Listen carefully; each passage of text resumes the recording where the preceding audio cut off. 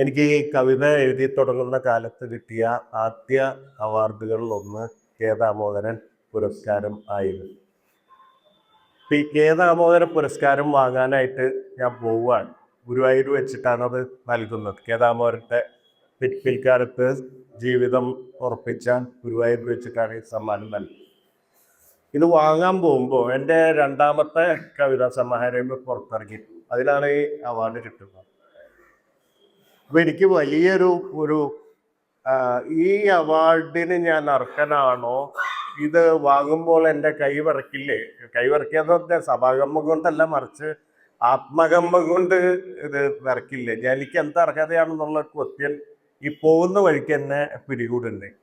അപ്പൊ ശശി എൻ്റെ സുഹൃത്താണ്, കെ പി ശശി. ഇപ്പം അദ്ദേഹം ജീവിച്ചിരിപ്പില്ല.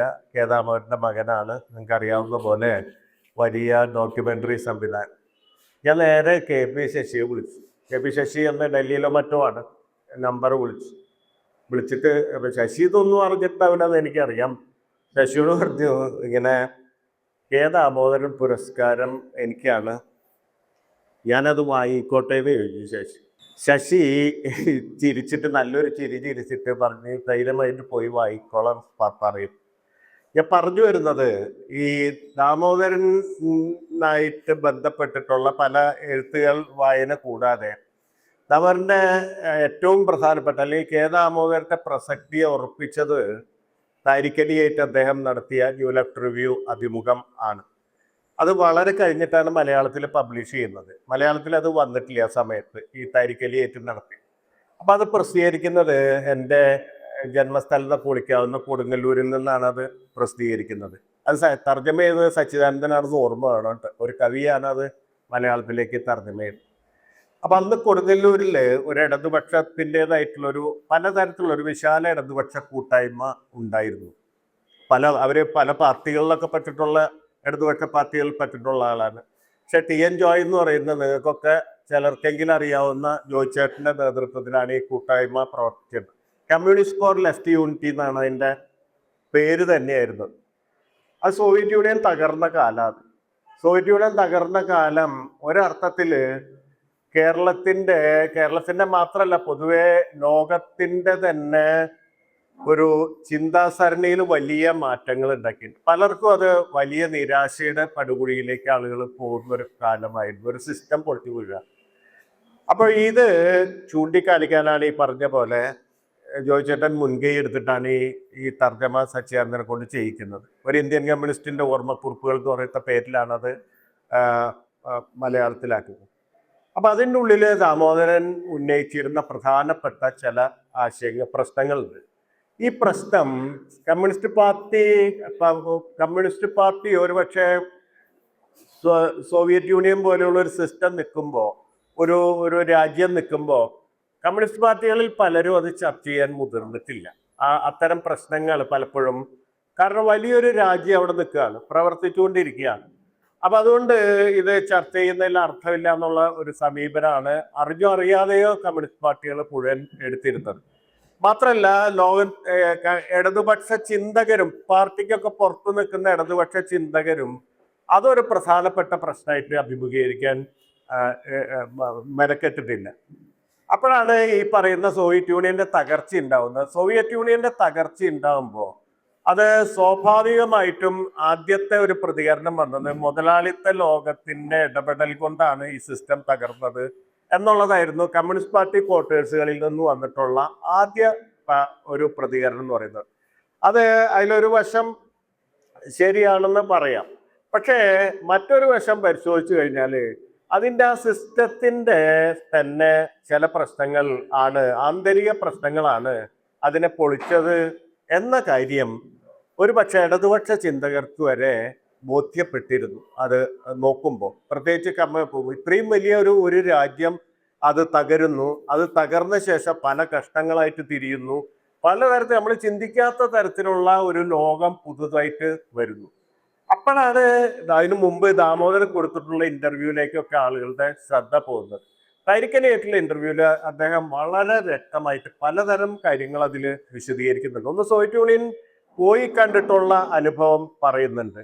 പിന്നെ അതുപോലെ ആ സിസ്റ്റത്തിന്റെ ഉള്ളില് ഇവിടെ പലരും പറഞ്ഞ പോലെ ഈ ഇന്റേണൽ ക്രിട്ടിക്കൽ ഇൻസൈഡേഴ്സ് പറയുന്ന ആ പ്രധാനപ്പെട്ട ആഭ്യന്തര വിമർശനം കമ്മ്യൂണിസ്റ്റ് പാർട്ടിക്ക് എത്ര പ്രധാനപ്പെട്ടതാണെന്നുള്ള കാര്യം ഊന്നി പറയുന്നുണ്ട്.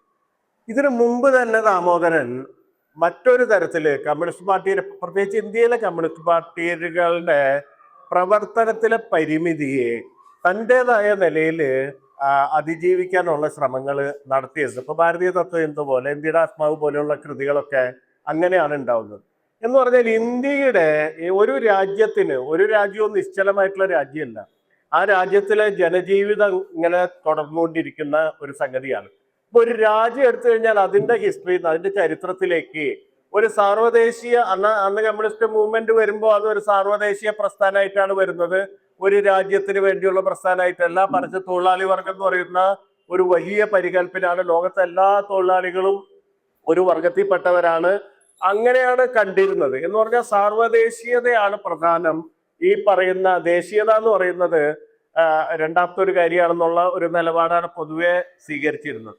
അപ്പൊ അത് പക്ഷേ ഓരോ ദേശത്തിനും അതിൻ്റെതായിട്ടുള്ള ചരിത്രമുണ്ട്. ആ ചരിത്രത്തെ എങ്ങനെയാണ് ഈ പറയുന്ന സാർവദേശീയതായിട്ട് കൂട്ടിയിണക്കുക എന്ന് പറയുന്ന അത് വലിയ അർത്ഥത്തില് ദാമോദരൻ അത് പ്രത്യക്ഷമായിട്ട് അല്ലെങ്കിൽ പരോക്ഷമായിട്ട് ശ്രമിച്ചിരുന്നു.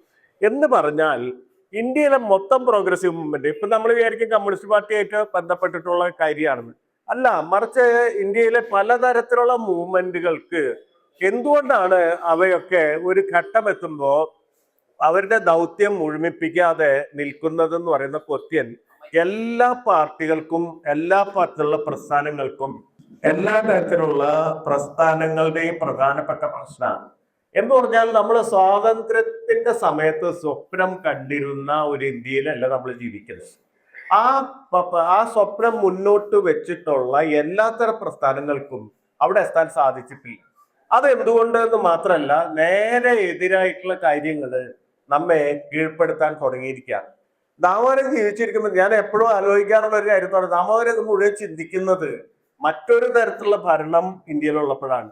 ഒരു ഹിന്ദുത്വ ലോകം വന്നിട്ടില്ല. പക്ഷെ ദാമോദരൻ അത് മുൻകൂട്ടി കണ്ടിരുന്നു. ഈ പറയുന്ന ഈ ഭാരതീയ തത്വചിന്തയും ഇന്ത്യയുടെ ആത്മാവൊക്കെ എഴുതുമ്പോൾ ദാമോദരൻ ഒരർത്ഥത്തിൽ അത് വലിയ തരത്തിൽ മുൻകൂട്ടി കണ്ടിരുന്നു എന്ന് നമുക്ക് ഇന്ന് പറയാൻ പറ്റും. അപ്പൊ അങ്ങനെ ഒരു സിറ്റുവേഷൻ വന്നു കഴിഞ്ഞാൽ ഇന്ത്യയുടെ ചരിത്രം മുഴുവൻ, ഇന്ത്യയിലെ ഈ പറയുന്ന ചിന്തയുടെയും സംസ്കാരത്തിന്റെയും ചരിത്രം മുഴുവൻ ഒരർത്ഥത്തിൽ ഈ വലതുപക്ഷ ഹിന്ദുത്വം കൈവശപ്പെടുത്തുന്നതിൽ നിന്ന് മോചിപ്പിക്കാൻ വേണ്ടിയുള്ള പ്രവർത്തനം അത് ദാമോദരൻ അന്ന് തുടക്കി വെച്ചിട്ടുണ്ട്. അത് ചെറിയ കാര്യമല്ല, അത് നമ്മൾ ഇന്ന് വളരെ തെളിമയോടെ അത് മനസ്സിലാക്കണം. എന്ന് പറഞ്ഞാൽ ഇന്ത്യയുടെ ചരിത്രം ഹൈജാക്ക് ചെയ്ത് കൊണ്ടുപോകാൻ പറ്റില്ല. ഇന്ത്യയുടെ ചരിത്രം ജനങ്ങളുടെ ചരിത്രമാണ്. അത് ഏതെങ്കിലും മതത്തിന്റെയോ അല്ലെങ്കിൽ ഏതെങ്കിലും ഒരു ഹിന്ദു മതത്തിന്റെയോ അല്ലെങ്കിൽ ബ്രാഹ്മണിസത്തിന്റെയോ അവരുടെ ചരിത്രമല്ല എന്നുള്ളത് വളരെ മുമ്പ് തന്നെ പറഞ്ഞു വെക്കാൻ ദാമോദരൻ ശ്രമിക്കുന്നതായിട്ട് കാണാൻ പറ്റും. അപ്പൊ ഒരർത്ഥത്തില് കമ്മ്യൂണിസ്റ്റ് പാർട്ടികളുടെ ഒരു സ്ട്രക്ചറിന്റെ ഉള്ളിലെ ഒരു പ്രശ്നം ദാമോദരൻ അഭിസംബോധന ചെയ്യുന്നുണ്ട്. ഇതും നമ്മൾ മറ്റൊരു ഭാഗമായിട്ട് ചിന്തിക്കണം. മറ്റൊരു ഭാഗമായിട്ട് എന്ന് പറഞ്ഞാൽ അംബേദ്കർ ഭരണഘടന അവതരിപ്പിക്കുമ്പോൾ 3 പ്രധാനപ്പെട്ട പരികല്പന മുന്നോട്ട് വെച്ചു. നമുക്ക് എല്ലാവർക്കും അറിയുന്ന പോലെ ലിബർട്ടി, ഇക്വാലിറ്റി, ഫ്രട്ടേണിറ്റി എന്ന് പറഞ്ഞാൽ സ്വാതന്ത്ര്യം, സമത്വം, സഹോദര്യം. എന്നിട്ട് അംബേദ്കർ ഒരു ക്വസ്റ്റ്യൻ നമ്മളോട് ചോദിച്ചിട്ടുണ്ട്. ആ ഡിബേറ്റിൽ അത് വളരെ പ്രധാനപ്പെട്ട പ്രസക്തമായ ക്വസ്റ്റ്യനാണ്. അംബേദ്കർ ചോദിച്ചു, ഈ 3 മൂല്യത്തിൽ ഏതാ ഏറ്റവും പ്രധാനം? സമത്വമാണോ, സ്വാതന്ത്ര്യമാണോ, സാഹോദര്യമാണോ? ഈ 3 മൂല്യത്തിൽ നിങ്ങൾ ഏറ്റവും പ്രസക്തമായി എടുക്കേണ്ടത് ഏതാണെന്ന് പറഞ്ഞിട്ട് ക്വസ്റ്റ്യൻ വെക്കുന്നു. ക്വസ്റ്റ്യൻ വെച്ചിട്ട് അംബേദ്കർ എന്നെ ആൻസർ പറയുന്നുണ്ട്. നിങ്ങൾ പെട്ടെന്ന് ചാടി കയറി സമത്വം എന്ന് പറയും, അല്ലെങ്കിൽ പെട്ടെന്ന് ചാടി കയറി സ്വാതന്ത്ര്യം എന്ന് പറയും. ഇത് രണ്ടുമല്ല ഏറ്റവും പ്രധാനപ്പെട്ട മൂല്യം, സാഹോദര്യമാണ്. കാരണം ലോകത്തെ ഈ സിസ്റ്റം മുഴുവൻ നോക്കിക്കഴിഞ്ഞാൽ ഇപ്പൊ ക്യാപിറ്റലിസ്റ്റ് രാജ്യങ്ങൾ, അമേരിക്ക പോലുള്ള മുതലാളിത്ത രാജ്യങ്ങളിൽ സ്വാതന്ത്ര്യം വളരെ പ്രധാനപ്പെട്ടാണ്. ഇൻഡിവിജ്വൽ ഫ്രീഡം എന്ന് പറയുന്നത് വളരെ പ്രധാനപ്പെട്ടതാണ്. അവിടെ ഒരു പോലീസിന് നമ്മളെ വഴിയിൽ വെച്ചിട്ട് അടിക്കാൻ പറ്റില്ല. ഇപ്പൊ യൂറോപ്പിൽ പോയി കഴിഞ്ഞാൽ വിക്രമൻ നായർ യാത്രാ വിവരണത്തിൽ പറയുന്നുണ്ട്, അയാള് വിക്രമൻ നായർ യാത്ര ചെയ്യുമ്പോൾ തൊട്ടടുത്തിരിക്കുന്ന ഒരു സാഹിബിനെ പോലീസ് വന്ന് പിടിച്ച് കയ്യിൽ പിടിച്ചിട്ട്, നീ ഐറിഷ് റിപ്പബ്ലിക് IRA-കാരനാണ്, നീ ഐറിഷ് റിപ്പബ്ലിക് ആർമിയാണ്. അന്ന് ബ്രിട്ടന്റെ ഉള്ളിൽ പല ബോംബ് സ്ഫോടനമൊക്കെ നടന്ന കാലമാണ്. അപ്പൊ നീ IRA-കാരനാണ്, നിന്നെ പോലീസ് സ്റ്റേഷനിൽ കൊണ്ടുപോകണം എന്ന് പറഞ്ഞപ്പോ അയാൾ തിരിച്ചു പറയുന്നുണ്ട്, ഞാൻ അയ്യാറേക്കാരനാവും അല്ലായിരിക്കാം, അത് നിങ്ങൾ അന്വേഷിച്ച് കണ്ടുപിടിച്ചോ, ഞാൻ പോലീസ് സ്റ്റേഷനിൽ വരുകയും ചെയ്യാം, കയ്യുമെന്ന് വിടുന്നു പറയും. കൈയെടുക്കുക, എന്നിട്ട് ഞാൻ നിങ്ങളെ അറസ്റ്റ് ചെയ്തു എന്ന് പറഞ്ഞാൽ ഞാൻ വരാം. അപ്പോ ചുറ്റുമുള്ള ആൾക്കാർ കൈയടിക്കുക ചെയ്യുന്നു. ഇത് കാണാൻ വന്ന ആൾക്കാർ ഈ പ്രശ്നം കണ്ടിട്ട് കൂടിയ ജനക്കൂട്ടം കൈയടിക്കുകയാണ് ചെയ്തതെന്ന് പറയുന്നുണ്ട്. എന്ന് പറഞ്ഞാൽ അവരെ സംബന്ധിച്ചിടത്തോളം ഇൻഡിവിജ്വൽ ഫ്രീഡം എന്ന് പറയുന്നത് വളരെ പ്രധാനപ്പെട്ട ഒരു മൂല്യമാണ്. സ്വാതന്ത്ര്യം എന്ന് പറയുന്നത് അവരെ സംബന്ധിച്ചിടത്തോളം വളരെ പ്രധാനപ്പെട്ട മൂല്യമാണ്. പക്ഷെ അതേസമയം സമത്വം എന്ന് പറയുന്നത് അവരെ സംബന്ധിച്ചിടത്തോളം ഒന്നുമല്ല. സമത്വം എന്ന് പറഞ്ഞാൽ നിങ്ങൾക്ക് മിടുക്കില്ലാത്തതുകൊണ്ട് നിങ്ങൾക്ക് പൈസ ഉണ്ടാക്കാൻ പറ്റുന്നില്ല, നിങ്ങൾക്ക് മത്സരത്തിൽ വിജയിക്കാൻ പറ്റില്ല, അത് നിങ്ങളുടെ കുഴപ്പമാണെന്ന് പറയുന്നതാണ് സമത്വത്തെ പറ്റിയുള്ള കാഴ്ചപ്പാട്. അപ്പൊ സ്വാതന്ത്ര്യത്തിന് വേണ്ടി അവിടെ എന്ത് ബലി കഴിപ്പിച്ചു മുതലാളിത്ത ലോകം? സമത്വം എന്ന് പറയുന്ന ആശയത്തെ ബലി കഴിച്ചു. സ്വാതന്ത്ര്യത്തിന് ഉയർത്തിപ്പിടിച്ചു, അതിനുവേണ്ടി സമത്വത്തെ ബലി കഴിച്ചു. നേരെ മറിച്ചാണ് സോവിയറ്റ് യൂണിയൻ പോലെയുള്ള സിസ്റ്റത്തിൽ ഉണ്ടായത്. അവിടെ സമത്വം പ്രധാനപ്പെട്ടതായിരുന്നു, സമത്വം ഇക്വാലിറ്റി എന്ന് പറയുന്നത് പ്രധാനപ്പെട്ടായിരുന്നു. പക്ഷെ ഇക്വാലിറ്റിക്ക് വേണ്ടിയിട്ട് അവിടെ സ്വാതന്ത്ര്യത്തിന് ബലി കൊടുക്കേണ്ടി വന്നു. നിങ്ങൾക്ക് സ്റ്റേറ്റിനെ വിമർശിക്കാൻ പറ്റില്ല, നിങ്ങളുടെ തൊട്ടപ്പുറത്ത് സ്പൈ നിൽക്കുന്നുണ്ട്, രഹസ്യ പോലീസ് ഉണ്ട്. ആ കാലത്തെ ജീവിതത്തെ പറ്റി പിൽക്കാലത്ത് പല കവികളും എഴുതിയിട്ടുണ്ട്. നമുക്ക് ഞെട്ടിപ്പിക്കുന്ന തരത്തില് സ്വാതന്ത്ര്യ നഷ്ടം അവിടെ ഉണ്ടായിട്ടുണ്ട്. അന്ന അക്ബത്തോവ് പോലുള്ള ഒരു കവിക്ക് 10-30 വർഷം കവിത എഴുതാൻ സാധിക്കാത്ത വിധത്തില് അവിടുത്തെ അന്തരീക്ഷം, ഒരു തരത്തിലുള്ള സ്വാതന്ത്ര്യം നിലനിന്നു. എന്ന് പറഞ്ഞാൽ അവിടെ സമത്വം പ്രധാനപ്പെട്ടതായി. സമത്വം ഉറപ്പിക്കാൻ വേണ്ടിയിട്ട് ഈ പറയുന്ന ഈ ഭരണകൂടത്തെ ക്വസ്റ്റ്യൻ ചെയ്യുന്ന ചെറിയ ശബ്ദങ്ങളെ പോലും ഇല്ലാതാക്കുന്ന തരത്തിലേക്ക് ഭരണകൂടം നീങ്ങുന്നുണ്ട്. അപ്പൊ അത്തരം ഭരണകൂടങ്ങളില് സ്വാതന്ത്ര്യത്തെ ബലി കൊടുത്ത് സമത്വം എന്ന് പറയുന്ന ഒരു ആശയത്തെ നിലനിർത്തി. അപ്പൊ അംബേദ്കർ ഊന്നി പറഞ്ഞത്, ഇത് രണ്ടും ഒരേപോലെ നിൽക്കണമെങ്കിൽ, സമത്വത്തിനും സ്വാതന്ത്ര്യത്തിനും ഒരേപോലത്തെ മൂല്യം ഉണ്ടാവണമെങ്കിൽ നിങ്ങൾ മനുഷ്യ സാഹോദര്യത്തെ വിശ്വസിക്കണം. നമ്മൾ തമ്മിൽ ഒരു സഹോദരത്വം വേണം. നമ്മൾ തമ്മിൽ വലിയ അർത്ഥത്തില് സാഹോദര്യം ഇല്ലെങ്കിൽ ഇത് രണ്ടും ചിലപ്പോൾ നശിച്ചു എന്നിരിക്കും. അപ്പോ ഞാൻ ടൗട്ട് നിറമുള്ള ആളായിരിക്കും, അപ്പുറത്തുള്ള ആൾ വെളുത്ത ആളായിരിക്കും, ഇപ്പുറത്തുള്ള ആൾ കറുത്ത ആളായിരിക്കും, ചിലപ്പോൾ കുറച്ച് പേര് മാത്രം സംസാരിക്കുന്ന ഭാഷ സംസാരിക്കുന്ന ആളായിരിക്കും, ചിലപ്പോൾ അനേകർ സംസാരിക്കുന്ന ഭാഷ സംസാരിക്കുന്ന ആളായിരിക്കും, ചിലപ്പോൾ പണമുള്ള ഒരു രാജ്യത്തായിരിക്കും, ചിലപ്പോൾ ദരിദ്രരായിട്ടായിരിക്കും. പക്ഷെ മനുഷ്യർ എന്നുള്ള നിലയിലുള്ള സാഹോദര്യം ഉറപ്പിച്ചില്ലെങ്കിൽ നിങ്ങൾക്ക് അവിടെ സമത്വം ഉറപ്പുവരുത്താൻ പറ്റില്ല, സ്വാതന്ത്ര്യം ഉറപ്പുവരുത്താൻ പറ്റില്ല. സാഹോദര്യം എന്ന് പറയുന്നത് വലിയ മൂല്യമാണ്. ഈ കമ്മ്യൂണിസ്റ്റ് കവികൾ മുഴുവൻ ഉയർത്തിപ്പിടിച്ച സാഹോദര്യമാണെന്ന് ഓർക്കണം. നെരൂദയുടെ കമ്മ്യൂണിസ്റ്റുകാരോടെന്ന് പറഞ്ഞ കവിതയുണ്ട്, വളരെ പ്രധാനപ്പെട്ട കവിതയാണ്. അതിൽ നെരൂദ പറയുന്നത് കമ്മ്യൂണിസത്തെ പറ്റിയുള്ള ആശയം സമത്വമോ അല്ലെങ്കിൽ സ്വാതന്ത്ര്യമോ ഒന്നുമല്ല. നെരൂദ പറയുന്നത്, ലോകത്ത് അറിയപ്പെടാത്ത മനുഷ്യരുമായി നീ എനിക്ക് സാഹോദര്യം തന്നൂന്നാണ്. എന്ന് പറഞ്ഞാല് സാധാരണഗതിയിൽ കമ്മ്യൂണിസ്റ്റ് തത്വചിന്താപരമായിട്ടുള്ള അല്ലെങ്കിൽ അതിനെ അവലംബിച്ചുള്ള ഭരണ രീതികൾ പറയാത്ത ഒരു കാര്യമാണ് നെരൂദയെ പോലുള്ള കവികൾ ഊന്നി പറഞ്ഞത്. അപരിചിതരായ മനുഷ്യരുമായി സാഹോദര്യം നൽകുന്നതാണ് ഇടതുപക്ഷ ബോധം എന്ന് പറയുന്ന ഒരു കാര്യം നെരൂദ ഊന്നി പറയുന്നുണ്ട്. അപ്പൊ ഈ കാര്യം തന്നെയാണ് ഒരർത്ഥത്തില് ആര് പറയുന്നത്, ദാമോദരൻ പറയാൻ ശ്രമിച്ചത്. ദാമോദരൻ ഈ തരത്തിലല്ല, അംബേദ്കർ പറഞ്ഞ പോലെയല്ല പറയുന്നത്. ദാമോദരൻ ഹോച്ചിമിൻ കാണുമ്പോൾ പറയുന്നുണ്ട്, ഹോച്ചിമിനെ നേരിട്ട് പോയി കാണുന്നുണ്ട്. ആ താരിഖ് അലി ഇന്റർവ്യൂല് വളരെ വിശദമായിട്ട് പറയുന്നുണ്ട്. ഹോച്ചിമിനോട് ദാമോദരൻ ചോദിക്കുന്നു, ഞങ്ങളിൽ അതായത് 1930കളിൽ കമ്മ്യൂണിസ്റ്റ് പാർട്ടി ഉണ്ടായി ഇന്ത്യയിൽ, 30കളിൽ തന്നെ ഉണ്ടാവുന്നുണ്ട്. അതിനുശേഷമാണ് വിയറ്റ്നാം കമ്മ്യൂണിസ്റ്റ് പാർട്ടി ഉണ്ടാവുന്നത്. പക്ഷെ വിയറ്റ്നാം കമ്മ്യൂണിസ്റ്റ് പാർട്ടി വളരെ പെട്ടെന്ന് അവിടുത്തെ അധികാരത്തിലെത്തി. ഹോജിമിൻ അവിടുത്തെ നേതാവായി. ഹോജിമിൻ വളരെ സിമ്പിളായിട്ട് മറുപടി പറയുന്നുണ്ട്, നിങ്ങൾക്ക് അവിടെ ഒരു മഹാത്മാഗാന്ധി ഉണ്ടായിരുന്നു, ഇവിടുത്തെ ഗാന്ധി ഞാൻ തന്നെയായിരുന്നു. അതാണ് ഉത്തരം പറയുന്നത്. വിയറ്റ്നാമിലെ ഗാന്ധി ഞാൻ തന്നെയായിരുന്നു എന്നാണ് ഈ ദാമോദരനോട് ഉത്തരം പറയുന്നത്. ദാമോദരൻ അത് വളരെ പ്രസക്തമായിട്ട് ആ ഇന്റർവ്യൂവില് അടയാളപ്പെടുത്തുന്നുണ്ട്. അതുപോലെ ദാമോദരനെ സ്വാധീനിച്ചിട്ടുള്ള ദാമോദരന്റെ മാത്രമല്ല, ഈ കമ്മ്യൂണിസ്റ്റ് പാർട്ടി, കേരളത്തിലെ കമ്മ്യൂണിസ്റ്റ് പാർട്ടി കടന്നു വരുന്നത് കോൺഗ്രസില്, പിന്നെ അതുപോലെ തന്നെ സോഷ്യലിസ്റ്റ് പാർട്ടി, അത് കഴിഞ്ഞിട്ട് കമ്മ്യൂണിസ്റ്റ് പാർട്ടി എന്ന് പറയുന്ന ഒരു രീതിയിലാണ് കേരളത്തിലെ കമ്മ്യൂണിസ്റ്റ് പാർട്ടി ഉണ്ടാവുന്നത്. അപ്പോൾ ദാമോദരനെ സംബന്ധിച്ച്, ദാമോദരന്റെ കാശി വിദ്യാപീഠത്തിൽ പഠിക്കാൻ പോകുന്നുണ്ട്. ഉത്തർപ്രദേശിൽ പഠിക്കും. ഇവിടെ സീറ്റ് കിട്ടാതെ ഇവിടെ നിസ്സഹകരണ പ്രസ്ഥാനത്തിലൊക്കെ പങ്കെടുത്ത് സമരനായകനൊക്കെ ആയതിന്റെ പേരിൽ ഇവിടെ സീറ്റ് കിട്ടാതെ കാശി പോയിട്ടാണ് പഠിക്കുന്നത്. ഈ കാശി വിദ്യാപീഠത്തിൽ ആചാര്യ നരേന്ദ്രദേവുമായിട്ട് വലിയ ബന്ധം ദാമോദരൻ ഉണ്ടാവുന്നുണ്ട്. എന്ന് പറഞ്ഞാൽ സോഷ്യലിസ്റ്റ് പാർട്ടിയുടെ പ്രധാനപ്പെട്ട UP-യിലെ ഏറ്റവും പ്രധാനപ്പെട്ട നേതാവായിരുന്ന ഈ ആചാര്യ നരേന്ദ്രദേവിനെ പറ്റി പറയുമ്പോൾ ഒരു പ്രത്യേക കാര്യം നമ്മൾ പഠിക്കണം.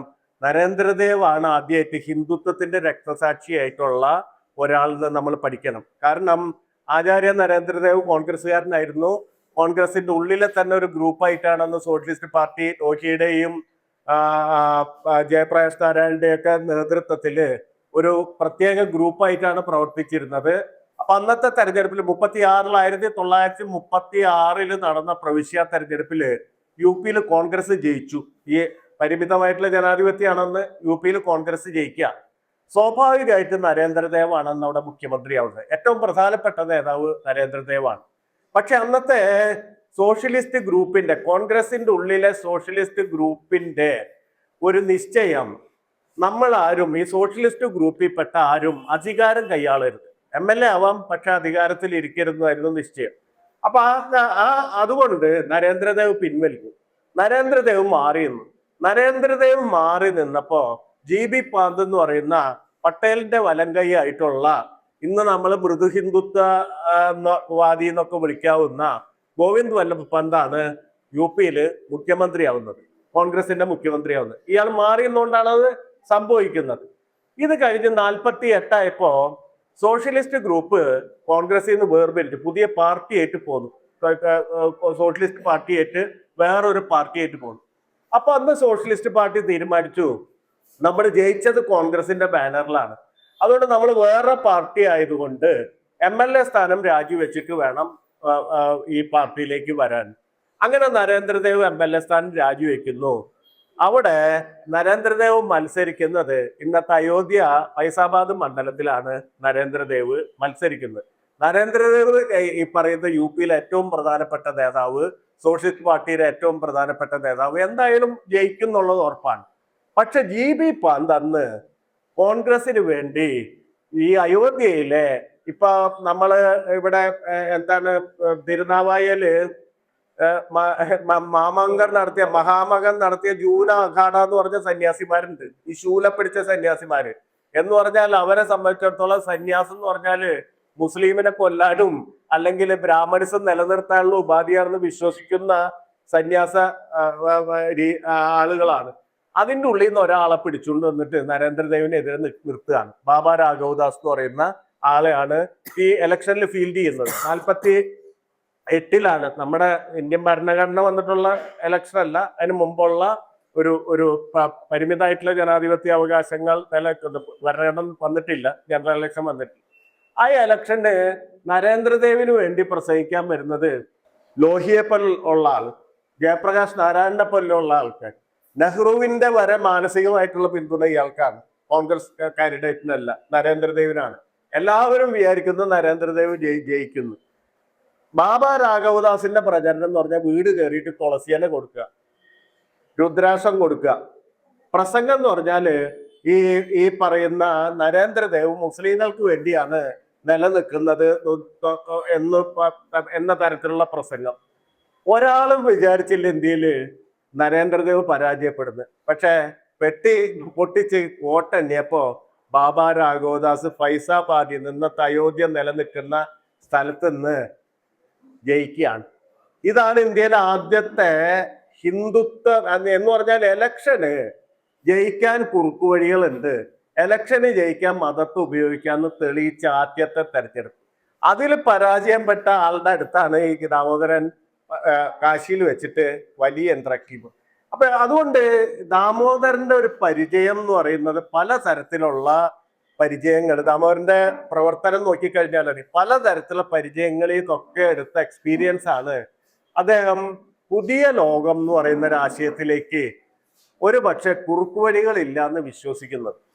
മാത്രല്ല ഒരാൾ ഒരു പുരോഗമന പ്രസ്ഥാനത്തിൽ മെമ്പർഷിപ്പ് എടുക്കുന്നതോടെ അയാൾ പുരോഗാമിയായിട്ട് തീർന്നു എന്ന് പറയുന്ന തെറ്റിദ്ധാരണ പൊതുവെ നിലനിന്നിരുന്ന ഒരു ലോകത്ത്, എന്ന് പറഞ്ഞാൽ അയാൾ സ്വയം മാറിയിട്ടാണ് ഇത്തരം പ്രസ്ഥാനങ്ങളിൽ എത്തുന്നത് എന്ന് പറയുന്ന ആ സംഗതി വലിയ അർത്ഥത്തില് ദാമോദരനാണ് അത് നിരന്തരമായിട്ടുള്ള ഒരു ആത്മസമരവും സാമൂഹ്യ സമരവുമാണ്. ജീവിതം രാഷ്ട്രീയ പ്രവർത്തനം എന്നല്ല, ജീവിതം അതാണെന്ന് ആണ് ദാമോദരൻ വിശ്വസിച്ചിരുന്നത്. ദാമോദരൻ അത് നിരന്തരമായിട്ട് പ്രയോഗിക്കുകയും ചെയ്തു. അത് വലിയ കടുത്ത ആത്മസംഘർഷത്തിൽ ദാമോദരനെ ചെന്നെത്തിച്ചിട്ടുണ്ട്. ആ വേദനകൾ യഥാർത്ഥത്തിൽ വളരെ കുറച്ചേ ദാമോദരൻ പറഞ്ഞിട്ടുള്ളൂ. ഒരുപാട് കാര്യങ്ങൾ എഴുതപ്പെടാനുണ്ട്. കമ്മ്യൂണിസ്റ്റ് പാർട്ടിയുടെ ഒക്കെ ഉള്ള ഒരു പ്രശ്നം എന്താ വെച്ചാൽ, പൊതുവെ രാഷ്ട്രീയ പ്രവർത്തകരുടെ ആത്മകഥയുടെ ഒരു വലിയ പ്രശ്നം ഇതാണ്. അവര് പുറമേക്കുള്ള ഒരു ഇമേജിന്റെ ആത്മകഥയെ എഴുതുള്ളൂ. ആത്മസംഘർഷങ്ങളുടെ ആത്മകഥ പലപ്പോഴും വന്നിട്ടില്ല. ദാമോദരൻ മാത്രമാണ് ചിലത് പറഞ്ഞിട്ടുള്ളൂ. ഒറ്റ കാര്യം കൂടി പറഞ്ഞിട്ട് ഞാൻ അവസാനിപ്പിക്കാം. ദാമോദരൻ 57 മന്ത്രിസഭയില് ഇന്ന് EMS ഭരിക്കുമ്പോൾ ഉണ്ടായിട്ടുള്ള പ്രധാനപ്പെട്ട ഒരു ബ്ലാക്ക് മാർക്ക് എന്ന് പറയുന്നത് ചന്ദനത്തോപ്പ് വെടിവെപ്പാണ്. അന്ന് RSP ആണ് അത് സമരം നടത്തുന്നത്. RSP മന്ത്രിസഭയിൽ ഇല്ല. അപ്പൊ ചന്ദനത്തോപ്പില് സമരം ഉണ്ടാവുന്നു, വെടിവെപ്പിൽ 2 പേര് മരിക്കുന്നു. ദാമോദരൻ കമ്മിറ്റിയിൽ വളരെ രൂക്ഷമായിട്ട് ഗവൺമെന്റ് നടപടിയെ വിമർശിക്കുകയാണ് കമ്മിറ്റിയിൽ ഇരുന്നിട്ട്. എന്ന് പറഞ്ഞാല് ഇത് ഒരു തൊഴിലാളി വർഗ ഗവൺമെന്റിന് യോജിച്ചതല്ല എന്ന് ശക്തിയുക്തം പറയാണ്. പക്ഷേ ദാമോദരൻ വിചാരിച്ച ദാമോദരന്റെ നിലപാടിന് പ്രാമുഖ്യം കിട്ടുന്നതാണ്. പക്ഷെ എന്തുകൊണ്ടോ ദാമോദരന്റെ നിലപാടിനല്ല പ്രാമുഖ്യം കിട്ടുന്നത്. എന്ന് പറഞ്ഞാൽ ഇത് ആ സമയത്ത് ചെയ്യേണ്ടി വന്നൊരു സംഭവമാണെന്ന് പറയുന്ന തരത്തില് ആണ് പാർട്ടി തീരുമാനമായിട്ട് വരുന്നത്. ദാമോദരൻ അത് വല്ലാത്ത ആളത്. പക്ഷെ പാർട്ടി മെമ്പർ ആയതുകൊണ്ട് ദാമോദരൻ ഉത്തമ കമ്മ്യൂണിസ്റ്റ് ആയതുകൊണ്ട് അതിനെതിരെ ഒന്നും പറയുന്നില്ല. പക്ഷേ ഈ ചന്ദനത്തോപ്പ് വെടിവെപ്പിനെ ന്യായീകരിക്കാൻ അവിടേക്ക് പ്രസംഗിക്കാൻ വിടുന്നതിന് ദാമോദരനെയാണ് തെരഞ്ഞെടുക്കുന്നത്. പാർട്ടി തീരുമാനം അവിടെ പോയിട്ട് പ്രസംഗിക്കാൻ ദാമോദരനെയാണ്, ഈ ശക്തിയുക്തം എതിർപ്പ് ഉയർത്തിയ ആളെയാണ് തെരഞ്ഞെടുക്കുന്നത്. അങ്ങനെയുള്ള സംഘർഷം ഒന്ന് ആലോചിച്ച് നോക്കുക. ഈ സംഘർഷങ്ങളിൽ നിന്ന് ഒരു പക്ഷേ പഠിക്കുകയായിരുന്നെങ്കിൽ ലോകത്തിൽ തന്നെ പല ആളുടെയും ഇത് ഒരു ദാമോദരൻ ഉണ്ടെങ്കിൽ സോവിയറ്റ് യൂണിയനിൽ ഇങ്ങനെ ഒരു ലക്ഷക്കണക്കിന് ദാമോദരന്മാരുണ്ടായിട്ടുണ്ടാവും. അപ്പോൾ ഒരു സിസ്റ്റത്തിന്റെ ഉള്ളിൽ ഇങ്ങനെയുള്ള ആളുകളെ പഠിക്കുകയായിരുന്നെങ്കിൽ ഒരു പക്ഷേ കുറേം കൂടി വലിയ തരത്തില് മാറ്റങ്ങൾ വരുത്താനും നമ്മുടെ ലോകം മാറുന്നതിനനുസരിച്ച് കുറേം കൂടി ഡെമോക്രാറ്റിക് ആയിട്ട് പ്രവർത്തിക്കാനും ഒരു സോവിയറ്റ് യൂണിയനൊക്കെ കഴിയുമായിരുന്നു. ഇന്ത്യയിലെ കമ്മ്യൂണിസ്റ്റ് പാർട്ടിയുടെ ഏറ്റവും വലിയ ഗുണം എന്ന് പറഞ്ഞാൽ ഇന്ത്യയിലെ കമ്മ്യൂണിസ്റ്റ് പാർട്ടി പൂർണ്ണമായും ജനാധിപത്യ വ്യവസ്ഥയിലാണ് പ്രവർത്തിച്ചിട്ടുള്ളത്. ഇപ്പം കൽക്കത്ത CCs ഒക്കെ അവരുടെ നയത്തിന്റെ പക്ഷെ പ്രവർത്തിച്ചിട്ടുള്ളത് 51 തൊട്ട് പ്രവർത്തിച്ചിട്ടുള്ളത്, ആദ്യത്തെ ഇലക്ഷൻ തൊട്ട് പ്രവർത്തിച്ചിട്ടുള്ളത് ജനാധിപത്യ വ്യവസ്ഥയിലാണ്. അവിടെ പോലും ദാമോദരനെ പോലുള്ള ഒരാൾക്ക് ആ സംഘടനയ്ക്കുള്ളിൽ അനുഭവിക്കേണ്ടി വന്നത് ഒരു പക്ഷേ അത് നമ്മളൊരു വലിയ പാഠമായിട്ട് തന്നെ ഇനിയും ചർച്ച ചെയ്യേണ്ടതും, അത് പലതരത്തിലും നമ്മുടെ സംഘടനകളെ, ഇത് കമ്മ്യൂണിസ്റ്റ് പാർട്ടിയുടെ പ്രശ്നം മാത്രമൊന്നുമല്ല കേട്ടോ, ഇത് അതായത് പ്രവർത്തിക്കാൻ സാമൂഹ്യ പ്രവർത്തനത്തിൽ ഏർപ്പെടുന്ന അത് പ്രധാനമാണെന്ന് വിളിക്കുന്ന സ്ഥലത്തെ എല്ലാ സംഘടനകളും വീണ്ടും വീണ്ടും പഠിക്കേണ്ടതും കൂടിയാണ്.